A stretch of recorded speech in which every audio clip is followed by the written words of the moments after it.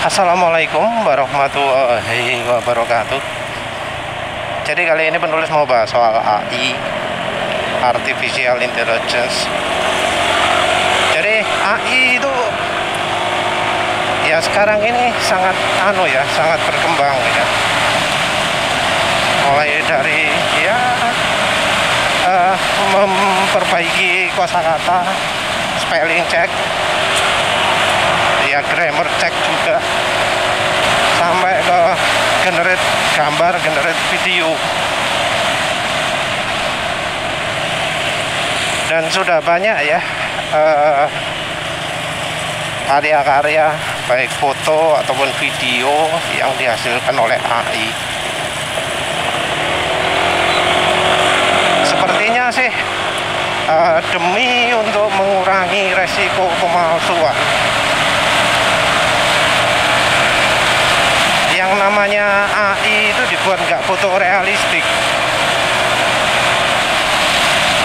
Tapi ya nggak berarti nggak ada, karena ya bisa kita lihat ada beberapa iklan ya yang seakan-akan orang dari kementerian, orang dari Departemen Kesehatan, seakan-akan dari artis tertentu ngomong sesuatu yang padahal dia nggak melakukannya, baik gambar maupun suara ya,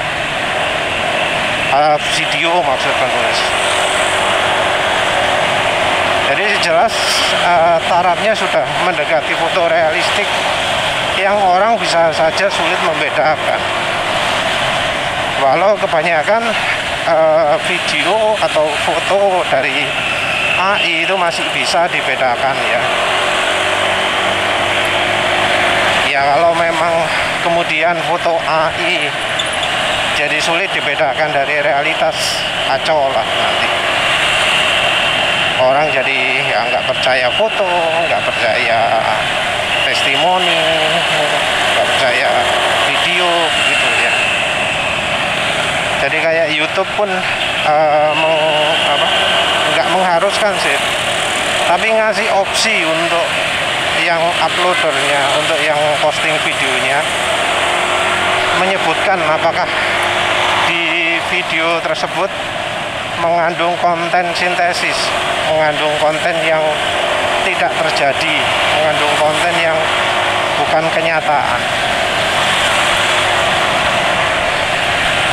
Tapi yang jelas AI sekarang ini sudah pinter, sudah jago, karena sampai bisa mengkoreksi grammar, bukan hanya spelling check saja, sampai bisa merubah frase kata. Itu menunjukkan AI-nya wis ngerti omongane wonge yang apa. Bahkan AI sudah bisa mengarang sesuatu, menceritakan ulang sesuatu, membuat karya tulis. Jadi bisa ya membuat karya tulis AI itu. Jadi dari sisi mengerti omongan wis paham AI. Menuliskan ulang sesuatu juga paham AI-nya. Nah, kemudian dari sisi gambar juga gitu. Dia bisa menciptakan cerita atau video hanya berdasarkan foto. Foto yang ya asalnya diam, kemudian bisa dibuat videonya. Jadi yang orangnya diem misalnya ya jadi ketawa, diperlihatkan terbahak-bahak gitu. Orang yang cuma tampak depan jadi kelihatan juga tampak belakangnya.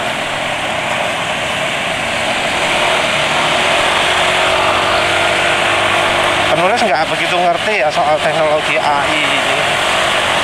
Tapi yang jelas AI ini sumbernya dari data. Nah ini ya yang harus kita pahami, bahwa AI itu mungkin bisa menganalisa, tapi omongan dia hanya berdasarkan informasi yang ia terima saja. Ya buktinya gampang-gampangannya soal minyak goreng ya. Jadi yang namanya internet kalau soal minyak goreng itu kan ada ya yang memang orangnya nggak becus, ngawur, seperti orangnya MASPI ya, Jurgen Sopo itu lah, Jurgen Gunawan tak Sopo. Dia akan ngomong bahwa oh minyak goreng itu gini.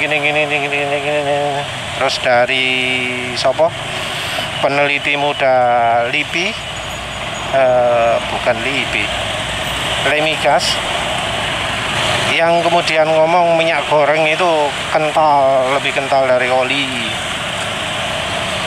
Minyak goreng itu gini gitu ya. Nah, AI kan nggak bisa tahu mana yang benar, mana yang salah. Dia cuma taunya oh ini diposting di media nasional, berarti ini beneran gitu ya. Jadi asumsi kalau diposting di media nasional itu benar informasinya. Jadi kemudian untuk soal minyak goreng dia ngomong oh minyak goreng itu gini gitu ya. Yang kalau di Google itu dia juga nyertakan sumber informasinya dari mana. Ya, sumber informasi ini yang bisa kita cek kebenarannya, ini yang ngomong siapa gitu ya.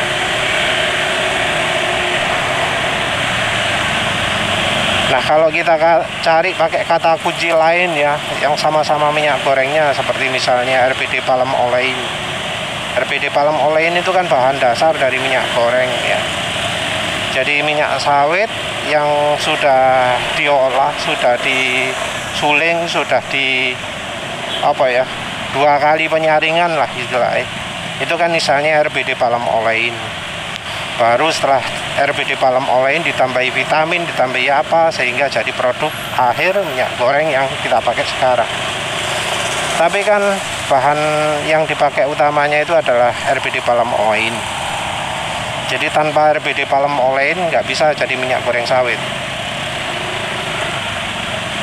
RPD sendiri singkatan dari disuling, refine. Blis itu apa dia dibilas atau apa lah, sembola wis. Deodorize itu dikurangi baunya ya.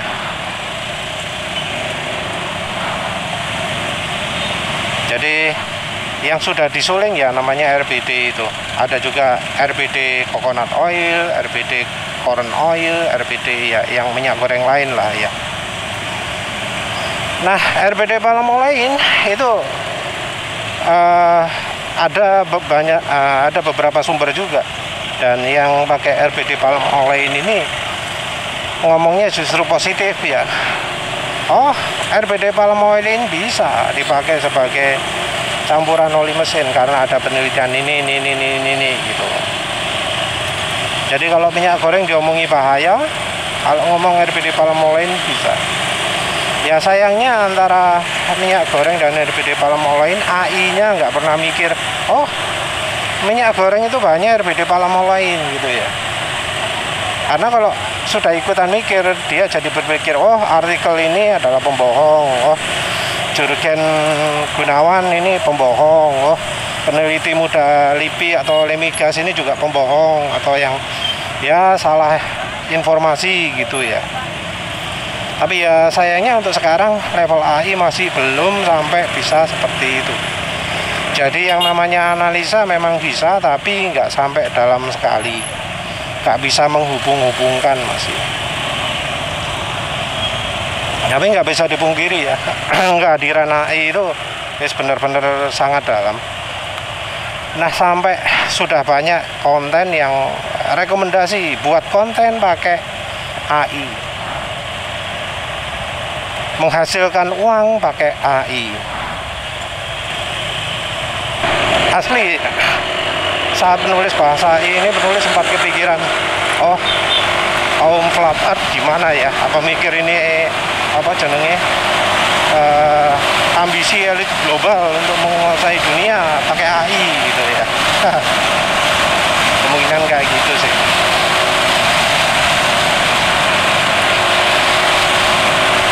Tapi yang jelas bisa ya, AI itu bikin konten YouTube. Kalau nggak salah dulu ada yang persyaratan untuk tidak buat konten YouTube pakai AI, tapi sekarang syaratnya jadi berubah. Terbukti dari munculnya opsi untuk menunjukkan apakah konten tersebut artificial atau enggak. Jadi sepertinya dirubah itu. Dan kalau kita perhatikan beberapa video-video populer itu kan ya sebenarnya cuma memperpanjang berita gitu ya. Jadi soal omongan kalau yang rame terakhir apa keaslian ijazahnya Jokowi. Nah itu kan topiknya itu bisa perpanjang ribu-ribu menit kan ya, secara ajaib ngomong panjang, dan isi videonya itu adalah cuma foto yang kadang nggak ada hubungannya, terus sama narasinya kadang pakai AI, kadang pakai orang, tapi yang jelas nggak sampai nunjukkan gambar orangnya secara langsung. Nah konten seperti itu kan mudah dibuat pakai AI kan, bisa dibuat pakai AI karena tugasnya sederhana ya, cuma ngomong sama nunjukkan gambar-gambar yang nggak perlu relevan gitu. Bisa jutaan view, ratusan ribu juga bisa. Nah itu ya yang biasanya jadi sumber cerita. Buat cerita pakai AI itu bisa dapat memasukkan. Ya kalau memang channelnya suka sensasional, beritanya sembarangan, nggak perlu fakta, wis pokok dimasukkan spekulasi, bisa saja ya konten sampai banyak viewer gitu. Langganan dari AI sendiri biayanya yang penulis lihat itu nyampe kalau dari Google ya, penulis lihat Google Gemini Pro itu 300.000 ya, per bulan. Itu ya kalau memang channelnya itu viewernya selalu ribuan atau puluhan ribu, rasanya sudah pakok ya, sudah bisa ya nutup ya, sudah bisa untung ya. Kehadiran AI sendiri menurut penulis nggak akan menggantikan orang lah ya. Kalau dikatakan ambisi elit global, emang disuruh apa AI-nya? Apalagi di Indonesia. Di Indonesia itu yang namanya rasanya nggak kepake. Karena tujuannya adalah untuk dapat uang. Kalau pakai AI lah, terlalu efisien. Wong untuk meeting aja sudah punya ruang pertemuan sendiri, datangnya ke hotel harus nyewa dulu hotel bintang 5. Yang seperti itu masa ya mau pakai AI? Karena yang dicari itu adalah gimana caranya menghabiskan dana yang diterima dari pusat. Masalah yang sebenarnya bisa disimpulkan ya dengan sederhana, ya apa caranya digaya rumit kan. Kalau pakai AI kan langsung ketemu jawabannya. Misal, solusi mengatasi kemacetan di ibu kota gitu. Kan harus ketemu. Gak harus meeting di hotel macam-macam. Jadi kalau disebut ambisi elit global ya rasanya enggak ya. Di sisi lain pemanfaatan AI sendiri menurut penulis gunanya adalah untuk menggantikan fungsi kerja kita yang rada ribet. Tentu ini hanya untuk orang yang nggak belajar ya, karena kalau yang sudah belajar ya tetap AI AI tidak bisa menggantikan misalnya memasukkan data. Memasukkan data butuh lagi sesuatu yang lain kalau misalnya pakai alat. Jadi pakai AI nggak bisa membuat lebih murah untuk misalnya fungsi entry data, karena ya kalau ingin pakai AI terpaksa harus pakai alat yang mahal. Jadi pakai AI justru membuat pengeluaran meningkat. Terus misalnya coding ya, memprogram ya sama aja, kita jadinya harus belajar ya untuk ngasih tahu AI kebutuhan kita bagaimana. Ya memang AI-nya bisa memprogram, bisa coding, tapi kalau codingnya sudah profesional, sudah belajar, sudah ya not, AI itu masih kurang ya. Jadi AI itu masih cocoknya cuma ya kalau kita itu sama sekali nggak tahu atau masih awal-awal, masih pemula. Tapi kalau sudah level advance, AI nggak bisa menggantikan. Karena ya bagaimanapun AI itu kemampuan berpikirnya masih terbatas. Ya tentu makin lama akan makin pinter seiring meningkatnya teknologi, baik teknologi software ataupun hardware. Tapi ya untuk sekarang ini rasanya ya masih belum seperti itu. Jadi ya sekarang pemanfaatan AI itu lebih ke postingan-postingan, ke video-video gitu ya. Penulis sempat lihat ada cewek kecil diadu sama pegulat besar sekali.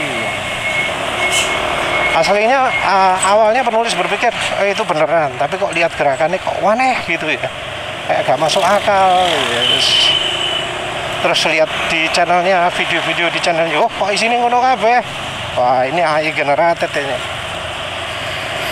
Ya repot memang, kita jadi kadang sulit membedakan antara yang buatan, yang direkayasa dengan yang asli. Tadinya AI ya bikin ya kebenaran malah makin tertutup ya. Repot ya. Ya wes, itu saja. Terima kasih sudah menonton. Assalamualaikum warahmatullahi wabarakatuh.